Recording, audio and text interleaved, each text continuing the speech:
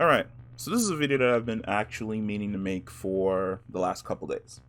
And it has everything to do with a question that I've been seeing online a lot, which is, why is T'Challa a far more successful Star-Lord than Peter Quill? It has everything to do with their childhoods. Let's start with Peter Quill. He's an ungrateful asshole. I'm sorry, but like when you boil Peter Quill down to his core, what you find is an ungrateful asshole who chose not to grow up. He's basically a man-child. The first, I wouldn't even really say the first thing, but the most important thing in Peter Quill's character is his mother.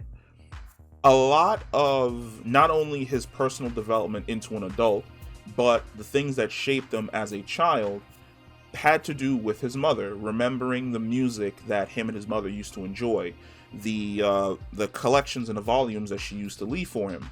However, when his mother died, he basically ran away from dealing with his grief. And in running away to deal with his grief, he ended up being scooped up by the Ravagers. Now, when he was picked up by the Ravagers, him and T'Challa have two completely different approaches to integrating themselves with the Ravagers and more or less looking at the Ravagers as family. The only person that he ever looked to as something along the lines of a father figure was Yondu. But, like I said, he's an ungrateful asshole. A lot of the opportunities to not only be a family, but to work together and create camaraderie weren't there because he was busy chasing women and bullshitting, literally bullshitting. Peter Quill is the greatest bullshitter in the entire universe, where he can literally put something off until the last minute. He was more concerned about enjoying himself with women and flying around in space and making money than he was in making a difference, which is why when Korvath showed up and he was like, "Who are you?" And he was like, "I'm Star-Lord." Korvath was like, "Who?" Because he didn't make a change. Basically, everything about Peter Quill up until that moment was essentially me, myself, and I. On the complete flip side of that, you had T'Challa. And I'm going to use something that Zemo told T'Challa when he was arrested, which is basically, you have a great father and you are a very dutiful son, which is what T'Challa is. He is a dutiful son. He basically had a completely, of course he would have a different upbringing because he's royalty, but T'Challa was raised on honor and focus and helping others and having a goal in mind and moving forward, learning about your surroundings and understanding how the world operates, and then forming an opinion and moving towards changing it to benefit you.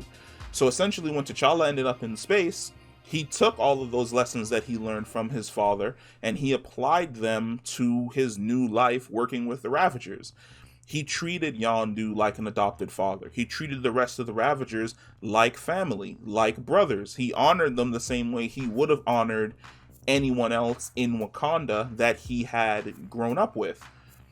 When he got out into the greater space and he saw all these different diverse cultures and religions and technology, he adapted to them and he looked at the pain points for most of these cultures and most of these civilizations and he worked to better them. He had achievements under his belt because he wasn't all of self. T'Challa wasn't me, myself, and I. He basically looked at the universe and went, how can I make this place a better place? And then he set out to make those changes. And as he made those changes and as he became more and more famous, his legend grew to the point where the entire universe knew who Star-Lord was because he applied himself, which is something that Peter Quill doesn't do. He's driven by emotion. In the worst way, he's driven by his emotions. Peter Quill is driven by his emotions and his base nature. And his emotions and his base nature make him a shitty person. And not only does it make him a shitty person, it makes him a shitty hero, where he doesn't get the recognition that he wants. T'Challa, on the other hand, he's driven by his morals that were set in place by his father and by his people, and he took those Wakandan morals into space and thrived. He talked Thanos down off the ledge. He saved an entire planet from being destroyed. He liberated another world. He did this, he did that, he did a lot. And it goes to show you that with good character and good raising and a great father, he himself could have been Peter Quill, could have been an even more fantastic hero. But that is my opinion on why T'Challa is a far better Star-Lord than Peter Quill, the reasons for him being a far better Star-Lord than Peter Quill, and I really hope that in the future we get to see more of this Star-Lord, because this is my Star-Lord. He's my favorite. Peace.